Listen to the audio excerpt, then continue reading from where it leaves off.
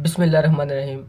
आज की इस वीडियो में हम दरख्वास्त लिखने का तरीका देखेंगे। तो नाइन्थ क्लास में दरख्वास्त नवीसी एक बहुत इम्पोर्टेंट क्वेश्चन है और ये आलमोस्ट 10 नंबर के लिए होता है। तो इसके मोस्टली मार्क्स जो होते हैं इसके पैटर्न पे डिपेंड करते हैं। तो इसलिए आज हम पैटर्न देखेंगे कि किस पैटर्न से आपको दरख्वास्त लिखनी चाहिए पूरे मार्क्स लेने के लिए। तो अगर अभी तक आपने चैनल को सब्सक्राइब नहीं किया तो जल्दी से सब्सक्राइब कर दें और साथ ही साथ बेल आइकन पर भी क्लिक कर दें ताकि नई आने वाली वीडियो की नोटिफिकेशन आपको मिल सके। और अगर किसी भी किस्म की आपको प्रॉब्लम हो तो कमेंट सेक्शन में बताएं, इंशाल्लाह उस प्रॉब्लम का सलूशन फाइंड आउट किया जाएगा। तो चलें वीडियो को स्टार्ट करते हैं। तो बोर्ड के एग्ज़ाम्स में मेरे ख्याल से सवाल नंबर 7 आता है। तो जो भी सवाल नंबर आता है खैर आप वो लिखें, उसके बाद दरख्वास्त नवीसी। फिर उसके बाद जो मेन काम है वो ये है, आपने दरख्वास्त लिखनी कैसे है। सबसे पहले ये देखें, सबसे पहले आपने लिखा बाखिदमत जनाब हेड मास्टर, ठीक है। प्रिंसिपल भी लिख सकते हैं, हेड मास्टर भी लिख सकते हैं, ठीक है। तो बाखिदमत जनाब हेड मास्टर। उसके बाद मैं आपको दिखाता हूँ कोमा, ये देख रहे हैं, ये देखें। उसके बाद मैंने ये कोमा यहाँ पे यूज़ किया है।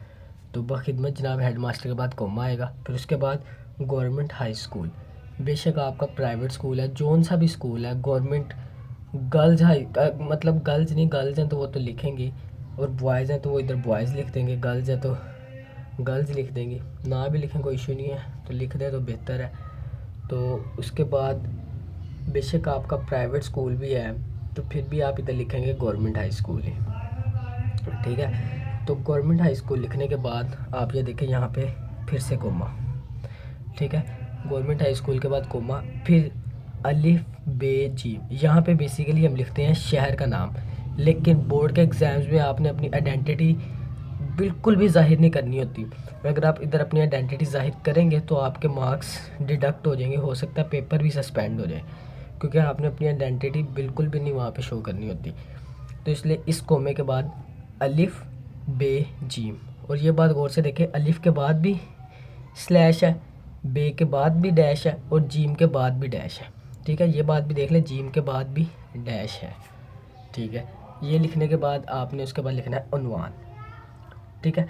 उन्वान के बाद आप ये देख रहे हैं राब्ते की इलामत, ये दो जो कोलन टाइप इलामत है इसे राब्ते की इलामत कहते हैं। उन्वान के बाद आपने मुख्तसर सा उन्वान लिखना है, जैसे ये उन्वान किस लिए, रुखसत बावजह ज़रूरी काम, ठीक है। या फिर दरख्वास्त होती है रुखसत बावजह बीमारी, तो रुखसत बावजह शादी में शमूलियत, ये मतलब इस तरह की दरख्वास्त होती हैं।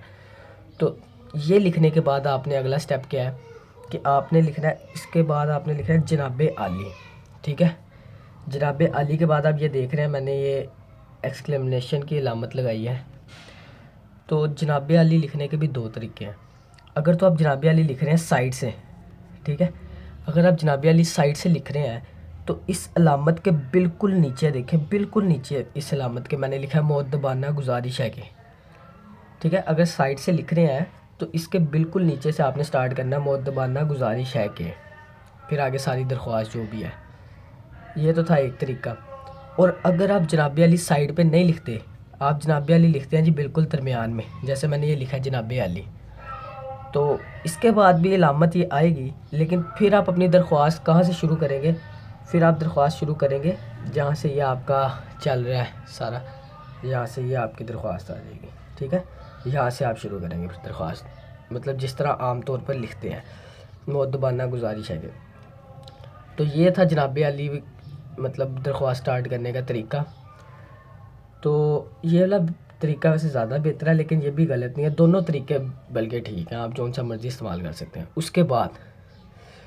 उसके बाद आपने जब अपनी सारी दरख्वास्त लिख लेनी है तो आपने क्या करना है कि समझे यहाँ पे आपकी दरख्वास्त ख़त्म हुई है, इसी के बाद आपने लिखना है आपकी एन नवाजिश होगी, ठीक है।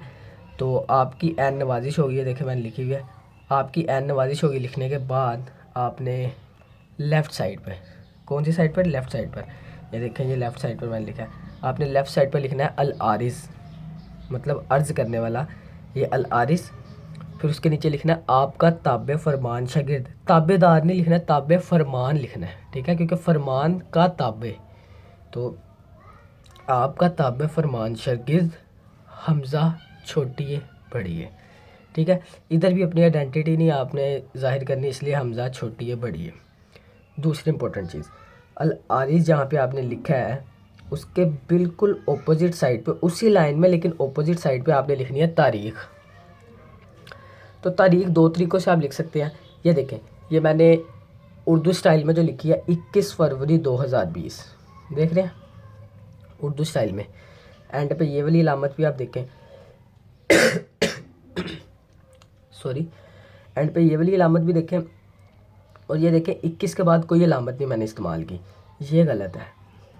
ठीक है, ये जो अलामत आ गई ये गलत है। 21 के बाद देखें मैंने कोई अलामत नहीं यूज़ की। और अगर आप उर्दू स्टाइल में नहीं, जो इंग्लिश हमारा फॉर्मेट होता है उसमें लिखते हैं, मतलब ये 21 इस तरह लिखते हैं, तो फिर 21 लिखने के बाद आप ये डैश लगाएंगे। 21 लिखने के बाद आप इस डैश का इस्तेमाल करेंगे और फिर आगे उस तरह ही डेट। तो ये था दरख्वास्त का तरीका। तो अगर वीडियो पसंद आई हो तो लाइक करिएगा, दूसरे स्टूडेंट्स के साथ भी शेयर करिएगा, और मिलते हैं फिर आपसे अगली वीडियो में। अल्लाह हाफ़िज़।